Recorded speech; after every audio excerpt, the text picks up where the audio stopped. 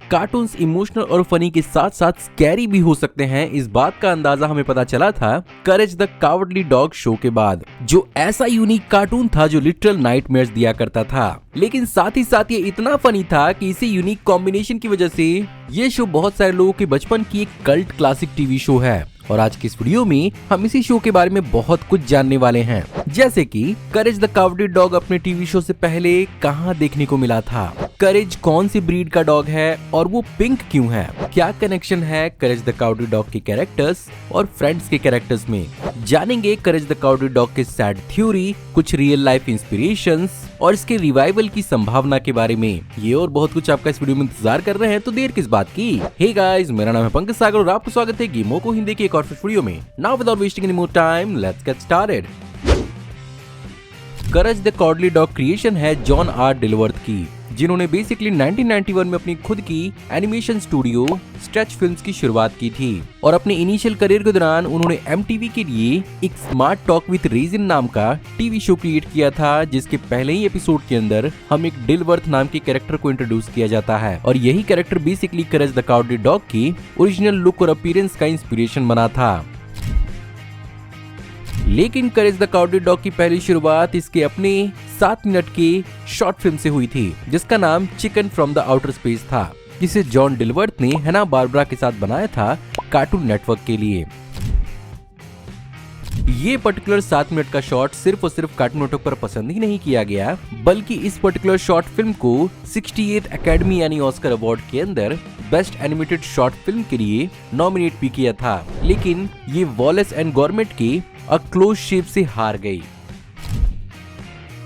Courage the cowardly dog के initial season के बाद करेज द कावर्डली डॉग के डायलॉग्स को काफी ज्यादा कम कर दिया गया था, क्योंकि क्रिएटर्स के हिसाब से करेज एक्चुअली कुछ ज्यादा ही बोल रहा था और उसके डायलॉग को कम करके जिब्रिश को ऐड करना उसे और भी ज्यादा फनी बनाता है, जब अपनी बातों को म्यूरियल और यूस्टस को ठीक से कन्विंस नहीं कर पाता। वैसे करेज द कावर्डली डॉग को इंग्लिश में अपनी आवाज मार्टी ग्रैबस्टीन ने दी थी, वहीं पर हिंदी में करेज को अपनी आवाज इंडियन एक्टर विनोद कुलकर्णी ने दी थी। खैर, म्यूरियल और यूस्टिस की बात आई है, तो क्या आपको मालूम है कि म्यूरियल और यूस्टिस का नाम आखिर आया तो आया कहां से? लगता है इसके क्रिएटर डिलवर्थ एक्चुअली फ्रेंड्स सीरीज के काफी बड़े फैन रहे होंगे, जिसके कारण ही म्यूरियल यहाँ पर फ्रेंड्स के कैरेक्टर चैंडलर बिंग का मिडिल नाम है, वहीं पर यहाँ पर यूस्टस रॉस गेलर का मिडिल नाम है। लेकिन सवाल ये उठता है कि यहाँ पर इस सीरीज के क्रिएटर जॉन आर डिलवर्थ को आखिर इसका इंस्पिरेशन मिला कहाँ से था? एक्चुअली इस सीरीज को क्रिएट करने का इंस्पिरेशन उन्हें कहीं और से नहीं बल्कि खुद की पर्सनल लाइफ और एक्सपीरियंसेस से हुआ था, जहाँ पर उन्हें भी बिल्कुल करेज की तरह ही बचपन में बहुत ज्यादा डर लगता था और उन्हें अलग अलग प्रकार का फियर था, जिसे उन्होंने इस कैरेक्टर के अंदर चैनल किया और इसे हॉरर और एंटरटेनमेंट के साथ प्रेजेंट किया।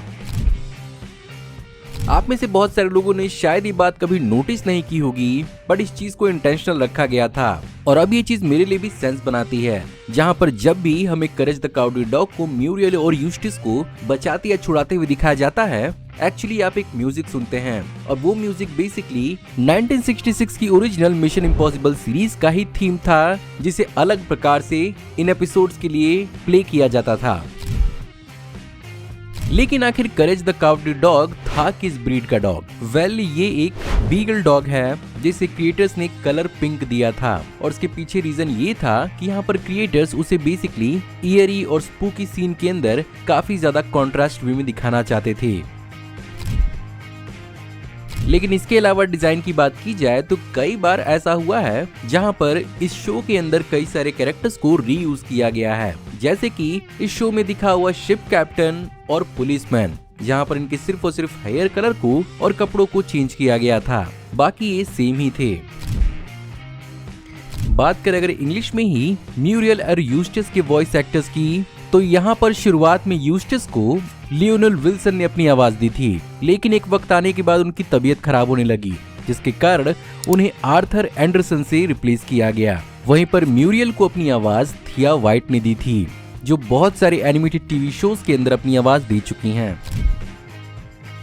करेज द काउडली डॉग की पॉपुलैरिटी के चलते इस शो की बहुत सारी थ्योरीज हैं जो दुनिया भर में घूमती हैं। चलिए उन्हीं में से कुछ बेहतरीन थ्योरीज के बारे में बात करते हैं, जहां पर सबसे बड़ी थ्योरी ये है कि यूस्टस और म्यूरियल का एक्चुअली एक बेटा था जिसकी अनफॉर्चुनेटली डेथ हो गई है, जिसके कारण उसके गैप को भरने के लिए यहाँ पर म्यूरियल करेज को पालती है। वहीं पर कुछ थ्योरीज ये दावा करती हैं कि फ्रीकी फ्रेड एक्चुअली म्यूरियल और यूस्टस का बेटा है, जिसकी वजह से ही ये दोनों कपल उसके कारनामों को नजरअंदाज कर दिया करते थे।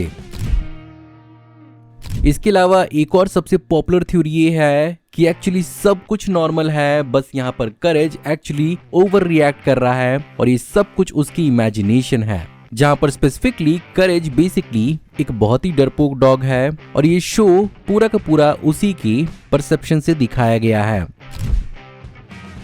लेकिन क्या करेज द काउडली डॉग एक रियल पॉसिबिलिटी हो सकती है जिससे इंस्पायर होकर शो को लिखा गया था? कुछ थ्योरीज इस बात की तरफ इशारा करती हैं, जहां पर करेज द काउडली डॉग के रियल लाइफ लोकेशन का इंस्पिरेशन न्यू मैक्सिको में बेस्ड एक घर से आया था जो बिल्कुल इसी शो की तरह in the middle of nowhere था। वहीं पर इसी प्रॉपर्टी से 100 मील की दूरी पर विलियम और मार्गरेट पैटर्सन रहते थे, जो बेसिकली म्यूरियल और यूस्टिस की तरह ही बहुत ही ज्यादा स्ट्रेंज और वियर्ड कपल थे। लेकिन मार्च 6, 1957 के बाद ये कपल कहाँ गायब हो गया किसी को नहीं मालूम और तभी से ये एक अनसॉल्व्ड मिस्ट्री है। सर्टेनली यही एक बहुत बड़ा इंस्पिरेशन हो सकता है इस शो के लोकेशन और उसके कपल का।